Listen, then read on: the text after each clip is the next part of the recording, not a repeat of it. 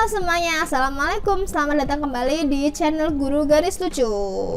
Di channel yang kita akan belajar banyak hal. Dan hari ini kita akan belajar tentang kimia. Kita melanjutkan pembahasan kita di senyawa hidrokarbon, materi kelas 11 semester 1. Dan ini udah part sekian, udah sampai nggak tahu part keberapa. Dan ini mungkin akan menjadi part terakhir untuk pembahasan senyawa hidrokarbon gitu ya. Nah, gak usah berlama-lama, mari kita langsung mulai videonya. Tapi sebelum itu, kalian jangan lupa untuk share, like, dan subscribe channel Guru Garis Lucu, karena subscribe itu gratis gitu ya, biar nanti kakak-kakaknya lebih semangat lagi buat videonya. Oke, kita lanjut ya. Hari ini kita belajar tentang reaksi pada senyawa hidrokarbon. Nah, reaksinya itu nanti akan lumayan banyak, tapi sebenarnya nggak susah sih, nggak banyak banget sih, 4 atau 3 gitu ya. Lanjut. Yang pertama ada reaksi pembakaran. Reaksi pembakaran itu artinya reaksi dengan siapa? Pembakaran itu artinya kalau dibakar itu artinya dia direaksikan dengan oksigen atau O2 itu. Oke? Dan reaksi pembakaran ini berlaku untuk semua senyawa hidrokarbon, baik itu alkana, alkena maupun alkona. Nah, hasilnya kalau dia terbakar sempurna, nanti dia yang dihasilkan adalah karbon dioksida dan uap air, CO2 dan H2O. Tapi kalau dia tidak sempurna, berarti nanti hasilnya adalah karbon monoksida dan uap air. Sama bedanya di sini. Jadi gas CO itu dia lebih berbahaya daripada gas CO2. Jadi biasanya kalau bahan bakarnya nggak bagus, kayak bensin itu kan termasuknya ke senyawa hidrokarbon ya. Kalau dia nggak terbakar sempurna, itu nanti pembakarnya nggak sempurna, jadi hasilnya CO gitu. Tapi kalau bensinnya bagus, pembakarnya bagus, nanti hasilnya CO2 gitu. Sebenarnya sama-sama gas buang yang tidak baik, tapi di sini lebih aman ketika gas buangnya CO2 ya gitu. Makanya kalian sering-sering cek mesin motor kalian biar pembakarnya tetap sempurna, jadi kalian tidak terlalu memberikan gas buang yang buruk untuk lingkungan kalian. Oke? Atau lebih baik lagi kalau kalian menyepeda, kan lagi ngetren ya sekarang bersepeda kemana-mana dan lebih sehat. Oke, malah ngebahas apa? Jadi reaksi pembakaran itu berlaku untuk semua senyawa hidrokarbon. Contohnya kalau kakak mau menuliskan reaksi pembakaran propana. Propana apa rumusnya teman-teman?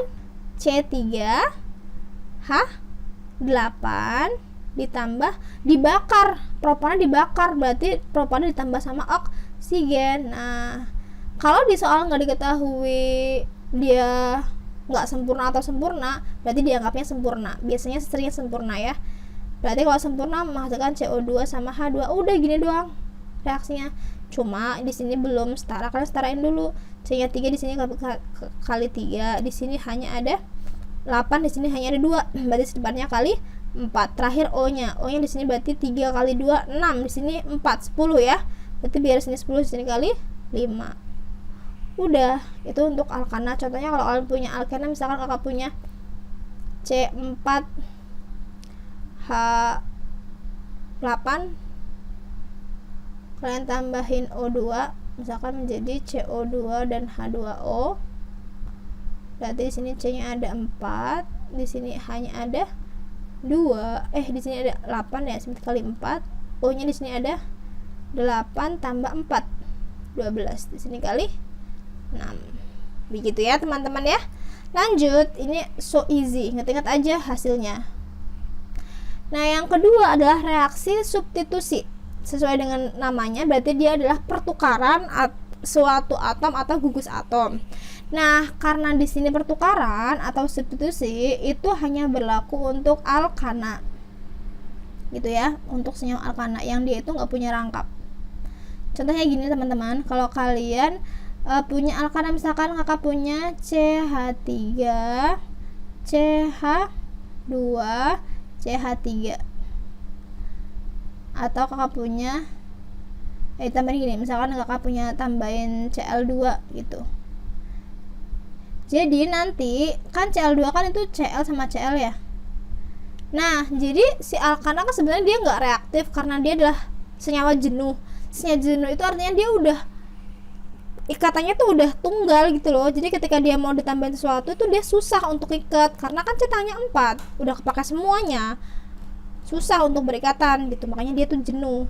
Nah, karena dia mau berinteraksi sama yang lain tapi dia udah penuh, maka jalan satu-satunya adalah dia tukeran, substitusi gitu.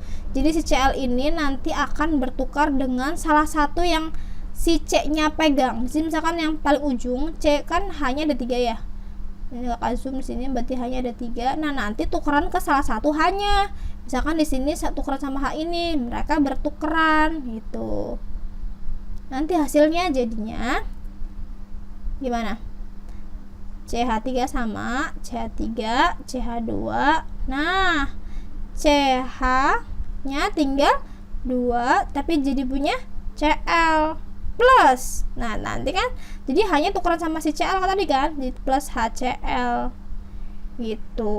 Gampangnya kalau kalian punya kakak di sini ya, gampangnya kalian tulis C3H 8 ditambah sama Cl2 karena dia ini alkana kak, ditambah Cl2 berarti tinggal ditukar aja ya kak, tukerlah salah satunya.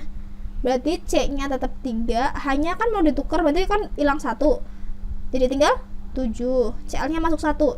Nah H yang tadi gantian berikatan sama si Cl ditambah HCl gitu ya. Oke, ingat-ingat ya, substitusi itu buat alkana dan dia cuma tukeran. Karena tukeran pasti nanti di belakang juga masih ada hasilnya, nggak cuma satu senyawa doang. Ada plusnya apa gitu ya. Yang kedua adalah reaksi adisi. Reaksi adisi di sini adalah reaksi penambahan atom atau gugus atom, kan add gitu ya, jadi nambahin gitu. Penambahan atom atau gugus atom dengan cara pemecahan rangkap gitu. Nah, karena di sini ada dia adisi dengan pemecahan rangkap, otomatis yang bisa mengalami reaksi adisi yang dia punya rangkap dong. Berarti dia antara alkena dan alkuna yang bisa mengalami reaksi adisi. Dan nanti reaksi adisi atau reaksi penambahan itu banyak substituannya apa ya? Zatnya yang mau diadisi tuh. Contohnya yang pertama, kakak mau adisi dengan halogen. Ups. Adisi dengan halogen. Misalkan kakak mau mengadisi si siapa ya? Propan lagi deh yang gampang, yang pendek. Sini hanya ada 2, di sini hanya ada 1, di sini hanya ada 3. Kakak tambahin Cl2. Nah, berbeda dengan si alkana yang ketika ditambahin dia bingung gimana cara ngikatnya, akhirnya cuma tukeran. Kalau dia alkena atau alkuna dia ada kebebasan, dia tuh senyawa yang tidak jenuh karena dia masih bisa memecah si rangkapnya gitu. Ini rangkapnya pecah, kesana satu buat ngikat si Cl-nya. Jadi nanti bentuknya CH2. Nah, Cl-nya ke sini 1, ke sana 1 kan CH ya, tambahin Cl1. Nah, gini teman-teman. Nah, jadi Cl-nya si Cl2 ini dipecah 1. Kan ini rangkapnya dipecah jadi tunggal, nanti satunya lari ke sini, satunya lari ke sini. Hasilnya ini. Gitu ya. Hasilnya berarti apa teman-teman? 1,2 ya di kloropropana.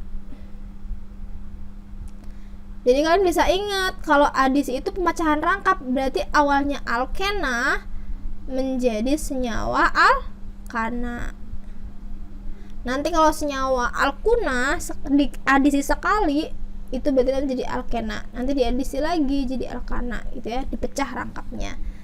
Gitu ya, sampai sini paham ya?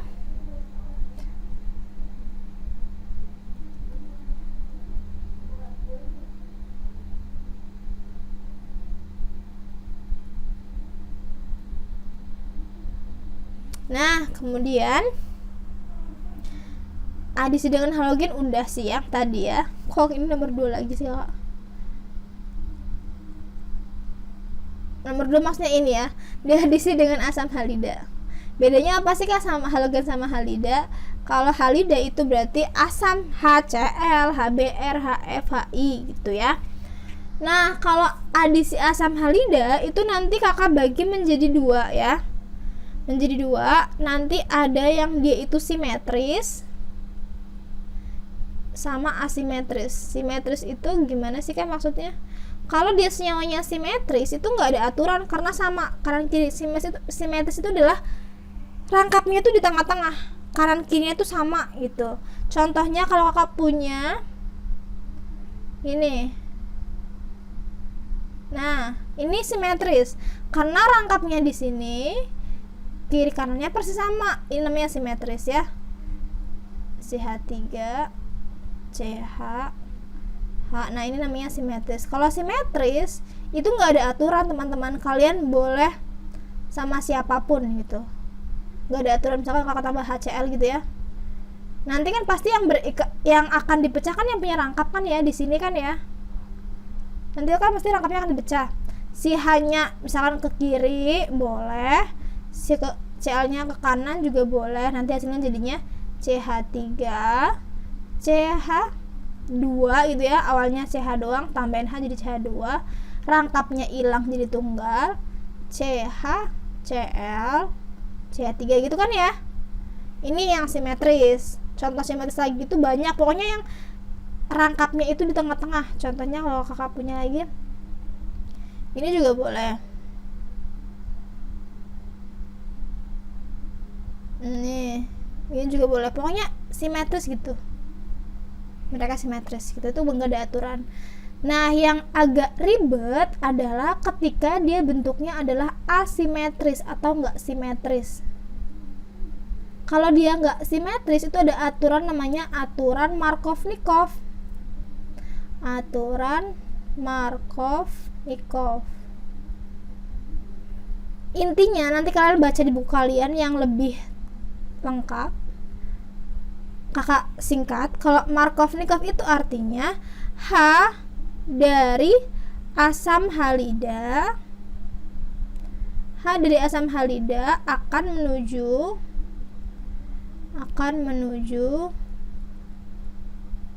ke C yang punya H lebih banyak. Dia nyari teman punya H lebih banyak. Yang kaya makin kaya, yang miskin makin miskin. Artinya H-nya nanti ya akan ke C yang punya H lebih banyak gitu ya. Contohnya gimana Kak? Nggak paham. Gimana nih? Misalkan Kakak punya nggak simetris, misalkan gini, C. Nah, misalkan Kakak di sini nih rangkapnya. Sini hanya 2, di sini hanya 1. Hanya 2, hanya 3. Kakak tambahin sama HBr, asam bromida. Nah, kan nanti pasti kalau dia punya rangkap, si HBr ini akan berikatan dengan C yang punya rangkap kan, di antara ini sama ini kan. Nah, terus gimana Kak? Hanya ini kemana? Kan nanti jadi beda. Kalau hanya ke sini nanti jadi 2 bromo, kalau HBr-nya ke sini, H-nya ke sini, nanti jadinya 1 bromo, beda senyawa coy. Nah, pakailah aturan Markov-Nikov gitu. H dari asam halida akan menuju ke C yang punya H lebih banyak. Berarti si H ini akan menuju ke C yang punya H lebih banyak. Di yang sebelah kiri C-nya ngikat 2H, yang sebelah kanan C-nya ngikat 1H. Berarti H-nya akan ke sebelah kiri yang punya H lebih banyak nih, gitu kan. Jadi nanti BR-nya akan yang ke sebelah kanan, gitu kan. Jadinya CH2 jadi CH3, rangkap jadi hilang, terus CHBr, terus ke belakangnya sama CH2 CH3. Nah, ini namanya jadi nanti hasilnya adalah 2 bromo butana. Ini sebagai produk yang dominan atau produk utamanya gitu ya. Paham ya teman-teman ya, gampang ya. Pokoknya yang kaya makin kaya, hanya akan menuju ke C yang punya H lebih banyak gitu ya. Lanjut. Kok 2 lagi sih? Sekarang adisi dengan air. adisi dengan air nanti akan membentuk alkohol. Jadi kalau alkena ditambah sama air akan membentuk alkohol. Nah, gimana kak maksudnya nih? Misalkan kak punya alkenanya misalkan gini. Nih, propena ya. Di sini hanya 3, di sini hanya 1, di sini hanya 2. Ditambah sama air berarti H2O. Nah, H2 itu kan bentuknya apa? H sama OH kan ya. Berarti nanti gimana? Sama kayak tadi, intinya H itu kan nanti ini kan pasti akan dipecahkan ya. Ya udah, hanya akan ke C yang sebelah kanan, bener. OH-nya akan sebelah kiri. Gitu kan ya. Jadi bentuknya CH3 CH OH CH3. Nanti gini aja, tapi kan kalian belum belajar tentang alkohol ini namanya OH-nya kan di nomor 2. Itu namanya 2 propanol gitu. Jadi pengetahuan aja, biasanya jarang kok yang dipakai sama adisi dengan air. Nah, di reaksi terakhir namanya reaksi eliminasi gitu. Sebenarnya reaksi eliminasi itu adalah kebalikan dari reaksi adisi. Jadi dia itu gantian. Kalau adisi itu menambah atom dengan cara memecah rangkap, kalau eliminasi kebalikannya, dia malah melepaskan atom atau gugus atom-atom senyawa atau molekul kecil gitu ya, dengan cara nanti karena dia udah melepas nanti dia membentuk rangkap. Atau eliminasi itu biasanya dikenal sebagai reaksi pembentukan rangkap. Jadi kalau nanti eliminasi itu awalnya dia alkuna, nanti jadi alkena, nanti alkena jadi kebalik teman-teman, maaf ya. Kebalik, kalau pembentukan rangkap berarti awalnya dari alkana menjadi alkena menjadi alkuna. Pembentukan rangkap gitu ya. Misalkan nih kakak punya ada perubahan gini, CH3 CHCl CH3, nanti melepaskan HCl membentuk CH2 CH3. Nah begini teman-teman, jadi dia awalnya nggak punya rangkap jadi punya rangkap, berarti ini pasti reaksinya eliminasi gitu. Ini maksud HCl, kadang HCl bisa ditulis di sini, bisa di sini gitu ya. Jadi si alkana ini melepaskan suatu molekul kecil membentuk rangkap. Jadi si CH3 nya ini dia kan yang dibentuk nanti kan rangkapnya di sebelah sini ya, C ini ya. Jadi yang sebelah kiri itu dia menyumbangkan H1, makanya dia CH2 sisanya. Yang sebelah sini menyumbangin Cl, mereka bergabung membentuk HCl. Nah, ini karena dia melepaskan satu elektron, mereka membentuk rangkap di sini. Itu ya, paham ya teman-teman ya? Yang sering keluar adalah itu, pembakaran, adisi, sama eliminasi. Pembakaran itu intinya kalian harus hafalin hasilnya itu CO2 sama H2O.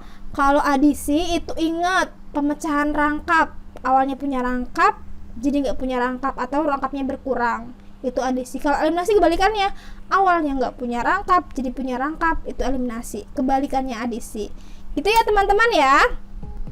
Nah, dari kakak sekian, semoga apa yang kakak sampaikan ini bikin kalian lebih suka sama kimia, lebih semangat buat belajar kimianya. Karena sebenarnya kimia itu nggak sesusah itu teman-teman. Kalian harus tetap optimis, tetap semangat belajarnya. Oke teman-teman, mungkin sekian dari kakak. Semoga apa yang kakak sampaikan ini bermanfaat.